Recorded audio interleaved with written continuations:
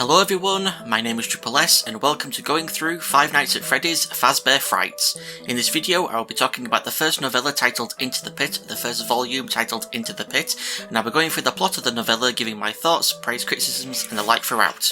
If I end up getting something factually wrong, or if you disagree with any of my thoughts or opinions, just leave a good natured comment below letting me know. Don't go flying off the handle please. With that said, let's begin. Our main character is 5th grader Oswald, no last name given, and since 5th grader means absolutely nothing to me as I do not live in the US, I'm happy that later on we learn that he is around 10 years old. He's bullied at his school of Westbrook Elementary because of his name, and for some reason has recently developed the urge to draw mechanical animals, namely bears, bunnies and birds, so Freddy, Bonnie and Chica, but no mention of foxes for Foxy. And like the FNAF 1 animatronics we all know and love, Oswald draws his mechanical animals as being human-sized and moving jerkily like stereotypical robots. Unlike the FNAF 1 animatronics, Oswald sometimes draws his mechanical animals with their fur peeled away to expose their endoskeletons, more in line with the withered animatronics of FNAF 2. He lives in an unnamed dead town with his parents. His dad lost his job at the town's mill when it closed down and now works part-time at a food place called the Snack Space, and his mother works from 12 PM to 12 AM as a nurse. The only reason they haven't moved away is because they want to stay close to Oswald's grandmother. With the summer holidays approaching, Oswald's dad decides that while he and Oswald's mum are working, Oswald will hang out at the library and eat at a place called Jeff's Pizza until it's time to be picked up. Jeff's Pizza is described as being weird, spacious and run down with a large number of unused plug sockets and an empty stage. Jeff himself is described as being like a zombie, though apparently a nice zombie as he offers Oswald leftover unsold pizza for free with a drink thrown in as well. Oswald misses the days when his family had money to spare and would go ice skating or bowling rather than staying at home or going on a picnic with leftover food from the snack space. He also misses his best friend Ben, whose family moved away when the mill closed and for the summer he's vacationing at Myrtle Beach. This causes Oswald to have an argument with his dad about them not moving out of the dead town to a better place where his mum and dad can get jobs with better pay and better hours. Them not moving all comes down to Oswald's dad hoping to get more hours and maybe even a promotion, and that they can't leave Grandma on her own. At Jeff's Pizza again and mad at his dad, Oswald decides when it's almost time for his dad to pick him up to hide in the pizza place's ball pit, a pen of dusty plastic balls of various colours surrounded by yellow netting but roped off with a sign reading "Do Not Use." Ignoring the rope and sign, Oswald gets into the pit and submerges his entire body. His hiding doesn't last long though, as the dust makes him sneeze and he goes back up to the surface for air, only to find Jeff's Pizza has completely changed. The place is packed with arcade cabinets of old games and kids in odd attire with even odder hairstyles. On the stage that used to be empty now performed animatronics of a brown bear, a blue rabbit with a red bow tie and some kind of bird girl, which reminds Oswald of his drawings. He realises he's still in Jeff's Pizza, but in a time before Jeff took over, and learns the place is called Freddy Fazbear's Pizza from a mural of the animatronics on a wall. So yeah, in this Five Nights at Freddy's spin-off novella, time travel is a thing, and not just any time travel in a children's ball pit. You decide if that's more or less crazy than the spirits of dead children possessing robots. He meets two boys, Chip, who isn't a Mexican-themed animatronic bear, and Mike, a name every FNAF fan should recognise but probably has nothing to do with the Mike from the games, even if he does say he used to own a stuffed Freddy that he used to sleep with. Chip and Mike invite Oswald to play skee-ball, and as he follows them to the play area they pass a person in a yellow bunny suit that nobody's paying attention to. After playing with his new friends for a while, he starts to worry about his dad probably looking for him and heads back into the ball pit, counting to 100 and emerging back out into Jeff's Pizza. Turns out though, no time had actually passed whilst he was in the past, as he receives a text from his dad saying he'd be there to pick him up in 2 minutes. The next day he heads back into Jeff's Pizza and back into the ball pit to go back to Freddy's. Noticing a calendar, he discovers the year is 1985 and then bumping into Chip and Mike again, they invite him to share in a giant pizza. During this he takes more notice of the yellow bunny. Chip and Mike either don't see the bunny or just ignore it, which Oswald also tries to do but can't help but wonder why the worker in the suit just stands creepily in the corner not moving. On a later occasion, hanging out with Chip and Mike, Oswald starts to feel guilty that he's not paying for anything and decides to opt out of playing some more skee-ball. That is until somehow his pockets suddenly magically fill with Freddy Fazbear game tokens. So as well as time travel being a thing, just straight up magic is also a thing, and for some reason it's helping Oswald out. Later still, whilst his dad is driving him to the library, Oswald brings up how Jeff's used to be Freddy's, lying that he's found this out from doing research. The topic of Freddy's seems to make Oswald's dad uncomfortable, and he appears relieved that he doesn't have to talk about it anymore when he drops Oswald off. Heading to Jeff's, into the ball pit and back to 1985, Oswald emerges into a Freddy's in chaos. Screams, crying children, yells for help.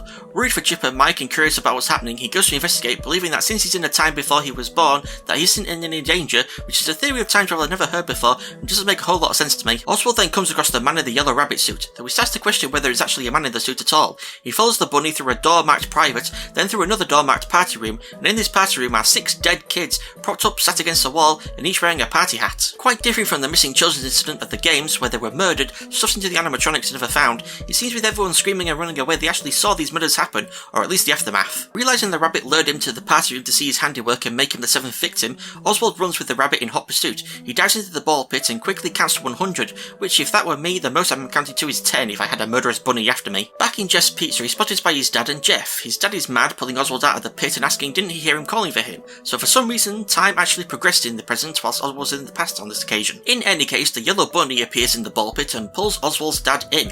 After a brief struggle, the bunny emerges victorious, takes hold of Oswald and leads him out of Jeff's pizza.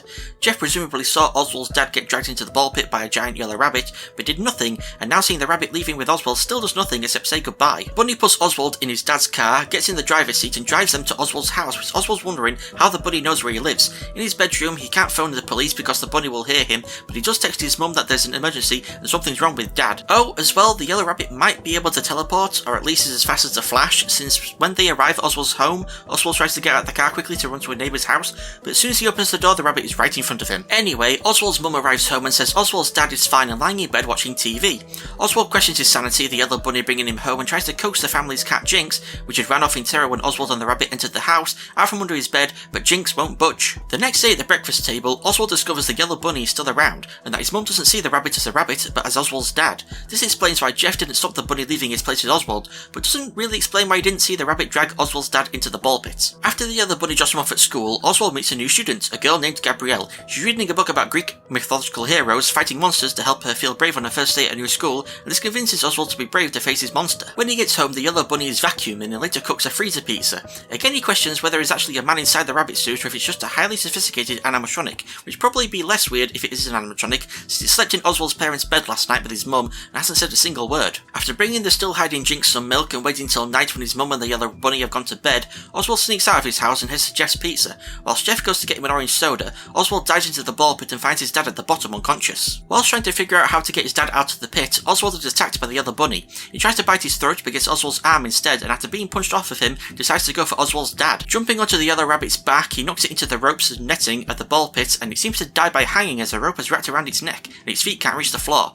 After silently suffocating to death, the rabbit stops struggling, and in the blink of an eye, turns into just a dirty, empty yellow rabbit costume. Oswald's dad then wakes up, and Oswald apologises and explains to him by lying that he hid in the ball pit as a prank, and that his dad then fell into the ball pit and hit his head, knocking himself out. Oswald's dad accepts the apology and explanation, then notices the hanging rabbit costume, asking what is it, with Oswald answering he doesn't know. As they leave Jeff's pizza, he shouts at Oswald that he forgot his orange soda to end the story. So, that was the first novella of the first volume of Fazbear Frights titled Into the Pit, and it's a strange story to read being a fan of the Five Nights at Freddy's games. The use of time travel and the inclusion of magic is so unexpected, with none of these elements being in the games, besides the whole spirits possessing robots concept. A few things I want to talk about that I didn't include in my going through the plot are the mention of Japanese films and the colour yellow. At one point, Oswald and his dad watch a Japanese monster movie, Angelics vs Mechas, an obvious parody of the movie Godzilla vs Mechagodzilla. This plays in with the plot of Into the Pit, in that Oswald's dad was replaced by either a man or an animatronic in a suit, and so too was Mechagodzilla, a robot in a Godzilla suit that people believe was the actual Godzilla, in a real world sense played by a man in a suit. As I read through the story as well, I noticed the heavy use of the colour yellow. Yellow for the yellow bunny costume of course, but also Oswald's dad cooks a very yellow meal of mac and cheese and corn, the netting of the ball pit is yellow, the walls of Jeff's pizza are painted yellow, Chip wears a yellow polo shirt, and finally Oswald talks about catching the yellow school bus. And Into the Pit is the only novella in this volume with any mention of the colour yellow. I have no idea if it means anything, but it just really stood out to me how much the colour yellow was used in this one story. In conclusion, I'd put this novella in the rank of good, but like a low good. You know, a soft good, a good minus. My favourite part goes to the creepiness of the yellow bunny replacing Oswald's dad, and only Oswald and Jinx the cat being able to see the rabbit, whilst everyone else just sees Oswald's dad. My most disliked part of the episode goes to the random inclusion of magic, with the arcade tokens materialising in Oswald's pockets. Just seems really random and pointless to me to include it. Thank you all so much for watching. If you have any advice on what I could do better for the next video, please leave it in a comment below. Next time we'll be covering the second novella of the first Fazbear Frights volume titled To Be Beautiful, so don't forget to like, subscribe and comment, even if it's just to say yellow. Thank you again for watching. I'll see you all next time. Goodbye.